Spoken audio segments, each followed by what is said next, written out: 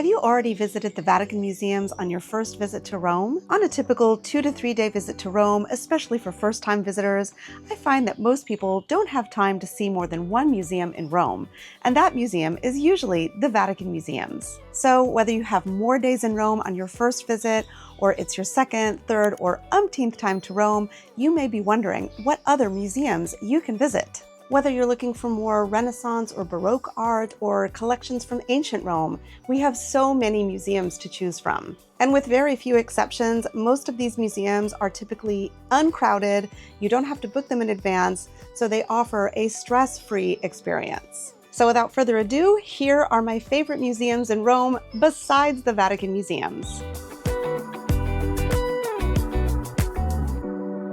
The Galleria Doria Pamphilj is one of the most stunning art museums in Rome, and I think most people don't even know about it. One thing that's great about it is it's literally in the center of Rome, right on Via del Corso. I used to tell people, if you can't get into the Galleria Borghese, you should try to visit the Galleria Doria Pamphilj because it's a great second choice. But frankly, I think it's a great museum to visit for its own sake. This was once a noble palazzo owned by the Doria Pamphilj family. In fact, when you visit this gallery, it comes with an audio guide, and the person who's giving you the tour on the audio guide is Prince Jonathan Pamphilj himself. This is an amazing gallery all by itself, but you can also see masterpieces by Italian and international masters, including Caravaggio, Bernini, Bruegel, Titian, and so many others. The Hall of Mirrors alone is like a mini Versailles, but the rest of the gallery is stunning as well. As a bonus, this museum has 2 places to eat and drink. Their cafe is lovely and one of my favorite places for brunch, while their courtyard offers an amazing aperitivo in a beautiful ambiance. The Capitoline Museums are the oldest museums in the world. They were founded in the 15th century by Pope Sixtus IV, the same pope for whom the Sistine Chapel is named. The museums occupy 2 Renaissance buildings on Capitoline Hill, one of the 7 hills of Rome. On Capitoline Hill, there once stood the temple to Jupiter Optimus Maximus in ancient Rome. And when you visit one side of the Capitoline Museums, you'll be able to see and even touch part of this original temple. In fact, right near the temple is one of my favorite exhibits inside the museums. It's pretty simple. It's just a pictorial essay showing you what Capitoline Hill looked like all the way from the Bronze Age up through ancient Rome. And right near this ancient Roman temple is this room that has 2 of the most important pieces in the collection. The bronze she-wolf showing Romulus and Remus suckling from her teats, and the bronze equestrian statue of Marcus Aurelius. The bronze statue of Marcus Aurelius is astonishing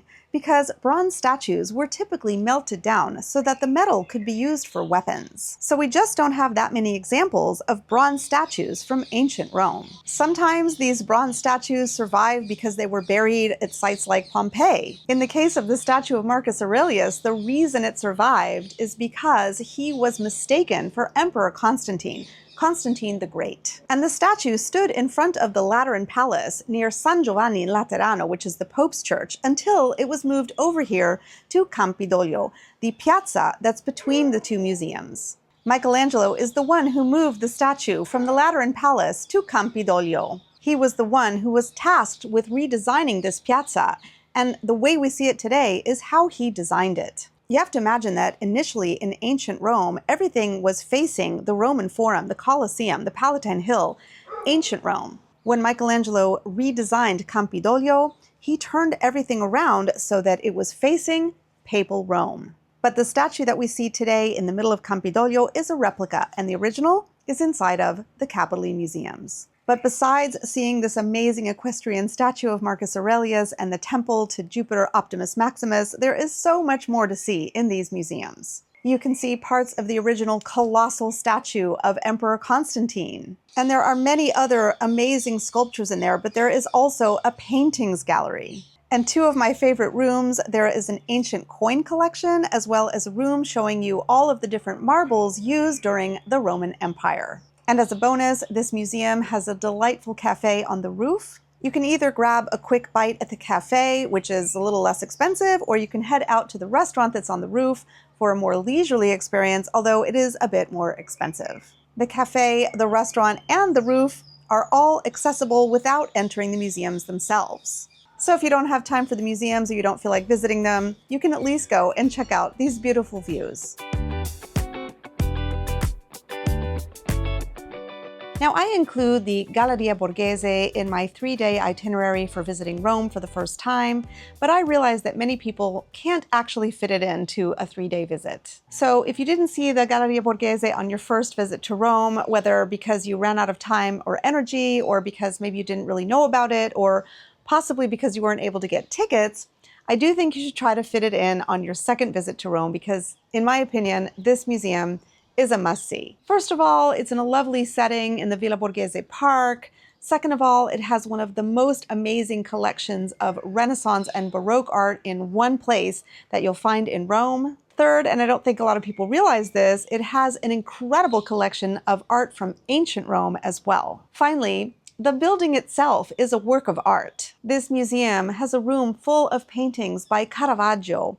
It has some of Gian Lorenzo Bernini's most beautiful and most famous sculptures. And on the second floor, the paintings gallery holds masterpieces by artists like Raphael, Botticelli, Rubens, Titian, and so many others. After your visit to the Borghese Gallery, you can enjoy some refreshments in the cafe there. You can also just enjoy a stroll through the park. And you can make your way down the beautiful Via Veneto towards Piazza Barberini and the center of Rome. Of the museums I'm sharing with you on today's video, the Galleria Borghese is one of those museums you do need to plan in advance. It's not a crowded museum because they only let in 360 people at once, but this is one of the museums that's in really high demand and booking in advance is essential. Yes, they do offer same-day tickets for sale, but there's usually a really limited amount of these, and you're going to want to show up first thing in the morning to see if you can get one.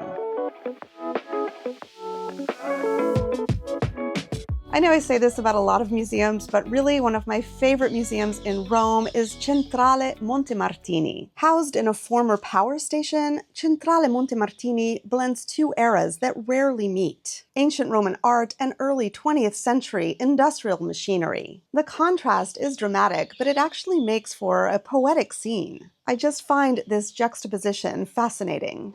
This museum is a little bit out of the way, but again, you can get here on public transportation. There's a small fee to enter, but like many of the museums on today's video, there's never a line and there are almost never crowds, or I've literally never seen crowds here.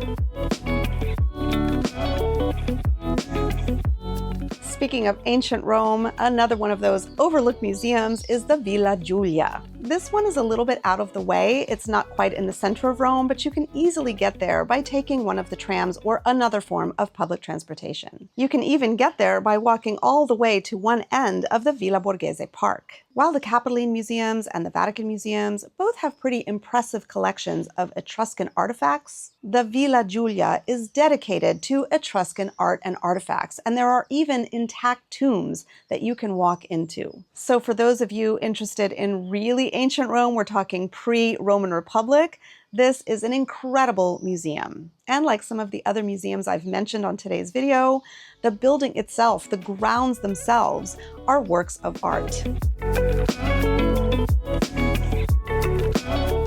The sleek, modern museum of the Ara Pacis may not look like it, but it houses one of the most important artifacts from the Roman Empire. Ara means altar and Pacis means peace. And inside this glass-walled, sun-drenched building, you'll find the Ara Pacis Augustae, a monumental altar to peace commissioned by Rome's first emperor, Emperor Augustus, in 13 BCE. And while the altar itself is stunning, there's actually more inside of this museum. One of my favorite things inside this museum is this plastic model of what the Campo Marzio, or Field of Mars, looked like under Emperor Augustus's reign. As you can see from the model, the Ara Pacis did not stand where it is today inside the museum.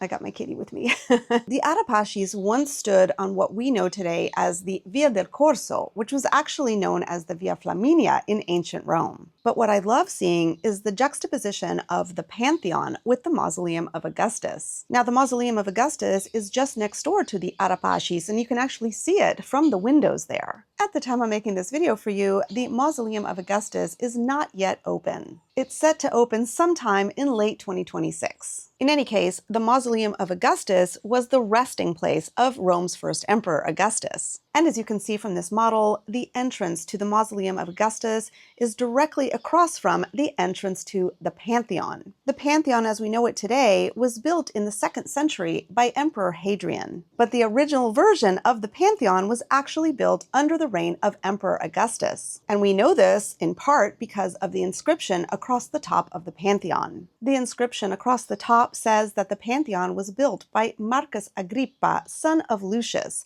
who was consul for the 3rd time. Marcus Agrippa was the right-hand man of Emperor Augustus. The first version of the Pantheon is the subject of a lot of debate, and that's going to be the topic of another video.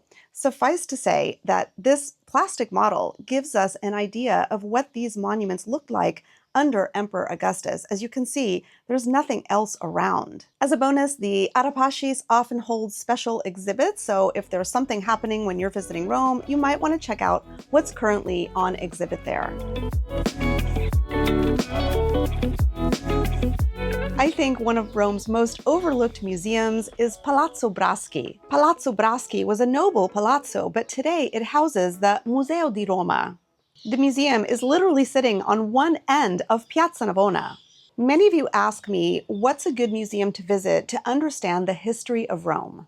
I think Palazzo Braschi is the perfect museum for this, at least for understanding more recent Rome. Most of the history of Rome in this museum focuses on the 17th to the 20th centuries, and through its engravings and paintings and models and everything they have in this museum, you get an amazing understanding of the transformation of Rome during these centuries. As a bonus, from the 2nd and 3rd floors, you have stunning views of Piazza Navona. There is a small entrance fee, but there's never a line and there are never crowds here, so do yourself a favor and visit Palazzo Braschi.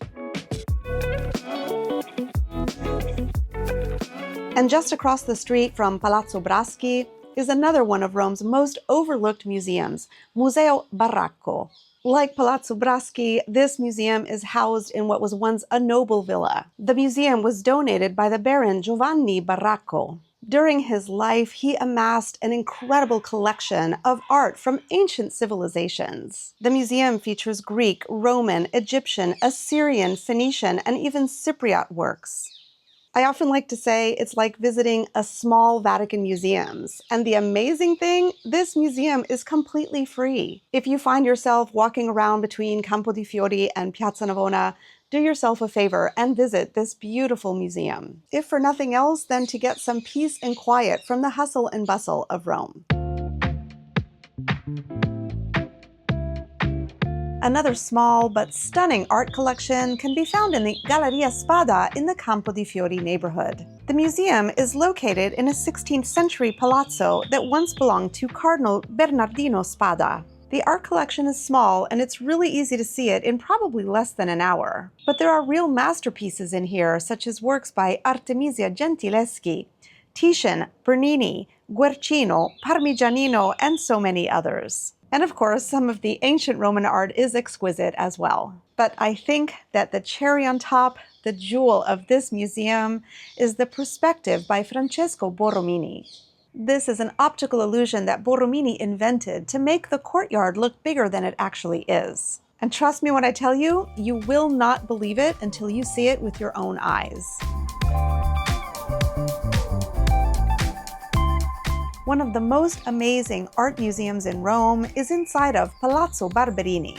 All right, cat number 2 is here. This is Cleo. Palazzo Barberini is the building, but the art museum itself is actually called the Galleria Nazionale d'Arte Antica. This means antique art, but actually there are so many masterpieces in here from the Renaissance and Baroque eras. In fact, the building was designed for Pope Urban VIII, who was a Barberini, by the architects Borromini and Bernini. Both architects made a staircase on either side of this palazzo, and you can actually go inside of these stairwells and see the staircases for free without even going into the museum. The staircase by Gian Lorenzo Bernini is on the left-hand side, and the staircase by Francesco Borromini is on the right-hand side. Another thing you can do without actually going inside of the museum is to go all the way to the back where the garden is and have some refreshment in the cafe there. But since this video is about museums worth visiting, I really think that Palazzo Barberini should be on your list. It's actually an enormous museum and there is a lot to see there, so I suggest you take your time. There are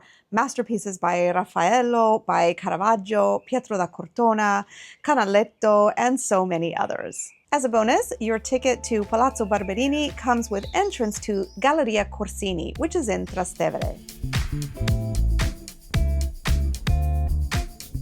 If you're in the mood for something a little eclectic, a little bit surreal, head to the Villa Torlonia. Villa means big estate. So for example, when we talk about the Villa Borghese, it's a huge park which houses, among many things, the Galleria Borghese Museum. Likewise, the Villa Torlonia is a large park. In fact, for a lot of Romans, this is just a place to come and hang out and soak up some sun, similar to what you would do in the Villa Borghese Park. And like the Villa Borghese Park, this is free to enter. But for a small entrance fee, you can also visit the museums on these grounds. Once owned by the wealthy Torlonia family, it eventually became part of Mussolini's properties and he used it as a party palace. I love the main building of the Villa Torlonia, but the other buildings have really interesting things to see as well. There's the Prince's Noble Palace, which houses a collection of futuristic art, but probably the most fun, most whimsical thing you can visit is the Casina delle Civette, or the House of the Owls. This whimsical Art Nouveau cottage is full of beautiful stained glass. From the outside, it actually reminds me of something out of Harry Potter. It's like stepping into a fairy tale with a fascist-era twist. As a bonus, there's a cafe on the grounds with outdoor seating.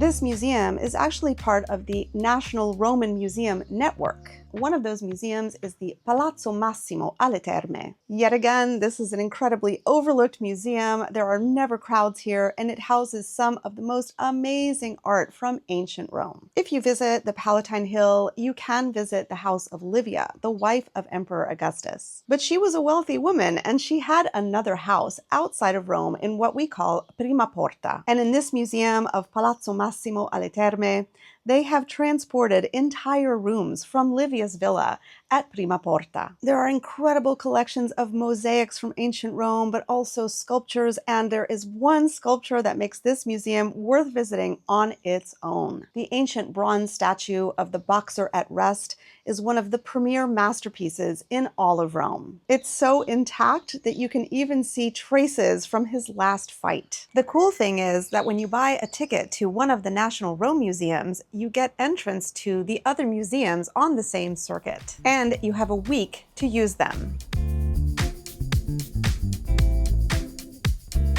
Now, across the street from the other end of Piazza Navona sits another overlooked museum, Palazzo Altemps. And like the other museums in this area around Piazza Navona, this museum is housed in what was once a noble palazzo. The museum showcases ancient Roman and Greek sculptures collected by wealthy families during the Renaissance. But even the building itself is a work of art. There's a small fee to enter, but you don't have to book in advance. There are never lines here, and there are never crowds, or at least I've never seen crowds here. This museum is actually part of the National Roman Museum Network. Another museum that's part of the National Roman Museum system is the Baths of Diocletian. You know what, if I think about it, I would classify this museum more as an ancient Roman site. So for more about this museum and lots of other ancient Roman sites you can visit besides the Colosseum, check out my video right here.